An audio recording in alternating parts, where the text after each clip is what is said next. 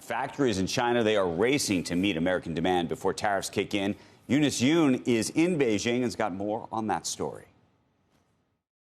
I'm at a factory in the port city of Ningbo. 100% of its products have been selling in the U.S. on Amazon and other retailers. The company says that it's feeling relieved about the U.S.-China tariff truce, but it's hardly business as usual. Like many other Chinese factories, this maker of outdoor gear and other items has been holding inventory for its U.S. customers, who stopped shipments when President Trump hit China with 145% tariffs in April. Boxes are piled up next to production lines, which the company says is not normal practice. These boxes have been here since January. They were supposed to ship out in April. For now, most of this factory's clients are trying to rush backlogged orders to the United States during this 90-day pause in the trade war. But some may face delays because of a lack of space on container ships, since so many suppliers here are doing the same thing. The factory says that it's responsible for all the costs until its products reach that port. Everything else beyond that, it says, is paid for by U.S. importers as well as other American companies, including the tariffs. For its future, in April, this factory started shipping to new customers outside of the United States. This area used to be packed with boat awnings that would go to the United States, but all of those headed to Europe.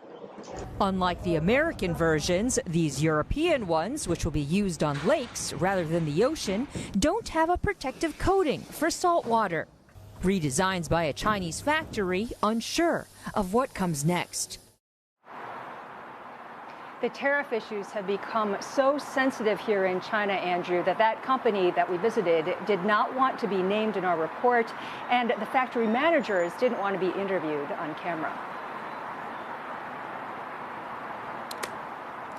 Eunice, I'm so curious as what people actually think about all of this, like on the ground, like what people are saying about all of this. Is this a constant source of conversation the way it is here? Is it more so? Is it less so? I mean, it's a big population, but in terms of like the general public, I think that a lot of people do kind of roll their eyes. They see that this is a big fight between the U.S. and China. Of course, that the government has been pushing a narrative that the U.S. is chaotic, that they're unfairly punishing the Chinese. I think from a manufacturing standpoint, there's a lot of anxiety about whether or not this truce is going to hold and what happens after the 90 days.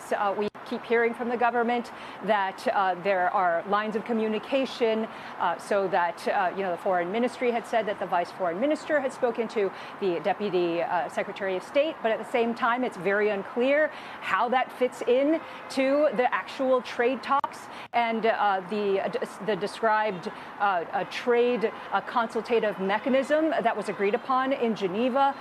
Also, the Chinese have been pretty tough on a couple of issues. One is rare earths. They still haven't removed the export controls on rare earths as per that statement. And also the Chinese have been repeatedly criticizing the U.S. and the Trump administration for tightening the curbs on AI chips, as well as punishing, from the Chinese perspective, Huawei for its advanced chips. So they're saying that this undermines the spirit of the trade talks. So it's difficult to say whether or not this is going to hold.